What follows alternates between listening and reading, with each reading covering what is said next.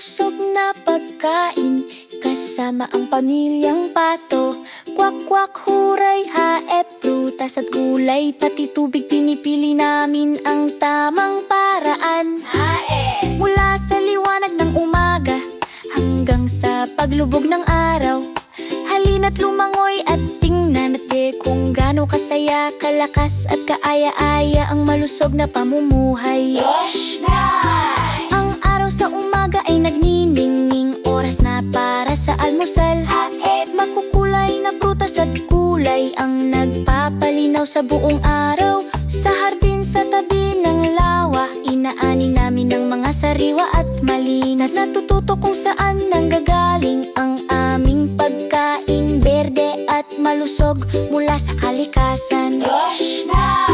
Krik-krik, ngumunguya ng masaya, masaya ang malusog na pagkain. Mula sa hardin hanggang sa plato, lahat ay panalo, masarap. Maliit na masayang pakpak at kwak buong araw. Ang malusog na pagkain ay tumutulong sa aming lumaki sa lahat ng paraan. Sa kusina nagluluto ng dahan-dahan, magkakasama ang pamilya. Pinuputol, hinuhugas, tinitikman ng may pagmamahal. Nakangiti ng buong pagnolaki, umupo ng magkakasama. Kumuha ng kagat, damhin ang enerhiya. Ang malusog na pagkain ay nagpapasaya sa puso mo at sa akin. Maghiwa at magbahagi, magluto ng maingat. Masarap ang malusog na pagkain. Kumain ng may kamalayan, gumawa ng perpektong plato. Tumawang, umiti, puno ng kasiyahan.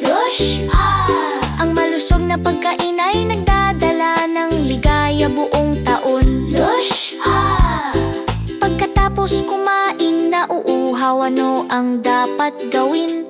Punuin ang baso ng malinaw at malamig na tubig, malusog din. Subukang tawagin ng makinang na matatamis, pero sinasabi namin hindi.